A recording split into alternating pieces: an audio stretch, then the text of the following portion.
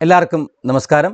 8ാം class പരീക്ഷ എഴുതാൻ പോകുന്ന മക്കൾക്ക് 4 മാർക്കിൽ ചോദിക്കാൻ സാധ്യതയുള്ള ഒരു ചോദ്യമാണ് പ്രാദേശിക ഭാഷയിലേക്ക് പരിവർത്തനം ചെയ്യുക എന്നത്. അത് ഗദ്യാംശം പ്രാദേശിക ഭാഷായാം വിവർത്തയതു അല്ലെങ്കിൽ പരിവർത്തയതു എന്നാണ് ചോദ്യം വരിക.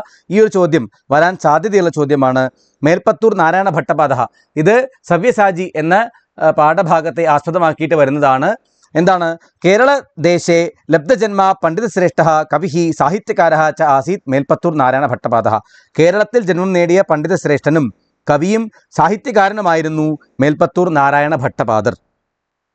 കേരളേഷു നിളാ നദ്യാः സമീപേ പൊന്നാനി ദേശേ മേൽപ്പത്തൂർ നാമകേ ഗ്രാമേ മേൽപ്പത്തൂർ ഭവനേ തസ്യ ജന്മ അഭൂത്. കേരളത്തിൽ നിളാ നദിയുടെ, അതായത് ഭാരതപ്പുഴയുടെ സമീപത്ത് പൊന്നാനി എന്ന ദേശത്തിൽ മേൽപ്പത്തൂർ എന്നു പേരുള്ള ഗ്രാമത്തിൽ മേൽപ്പത്തൂർ ഭവനത്തിലാണ് അദ്ദേഹം ജനിച്ചത്.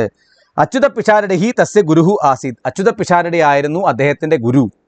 പ്രക്രിയ സർവസ്വം ധാതുകാവ്യം കിരാത പ്രബന്ധ നാരായണീയം ദക്ഷയാഗ പ്രബന്ധ പാഞ്ചാലി സ്വയംവര ചമ്പുഹു ഇത്യാദയഃ തേന വിരചിതാഃ കേചന പ്രശസ്താഃ ഗ്രന്ഥാഃ ഭവന്തി. അപ്പം അദ്ദേഹം എഴുതിയിട്ടുള്ള പ്രശസ്തമായ ഗ്രന്ഥങ്ങൾ ഏതൊക്കെയാണ്?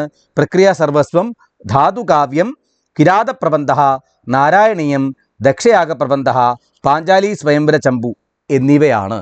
അപ്പം എന്നിവയാണ് അദ്ദേഹം എഴുതിയിട്ടുള്ള പ്രസിദ്ധങ്ങളായിട്ടുള്ള ഗ്രന്ഥങ്ങൾ എന്നും എഴുതാം. അപ്പം ഇങ്ങനെയാണ് ക്വസ്റ്റ്യൻ ചോദിച്ചാൽ പ്രാദേശിക ഭാഷയിലേക്ക് വിവർത്തനം ചെയ്ത് എഴുതേണ്ടത്. 4 മാർക്ക് ക്വസ്റ്റ്യനാണ്, ഷുവർ ക്വസ്റ്റ്യനാണ്. എന്തായാലും ചോദ്യപേപ്പറിൽ പ്രാദേശിക ഭാഷയിലേക്ക് ട്രാൻസ്ലേഷൻ ചെയ്യാൻ ഒരു ക്വസ്റ്റ്യൻ തീർച്ചയായിട്ടും നമ്മുടെ പാഠഭാഗത്തെ ആസ്പദമാക്കിയിട്ട് ഉണ്ടാവും. അപ്പോൾ കൃത്യമായിട്ട് പഠിക്കുക.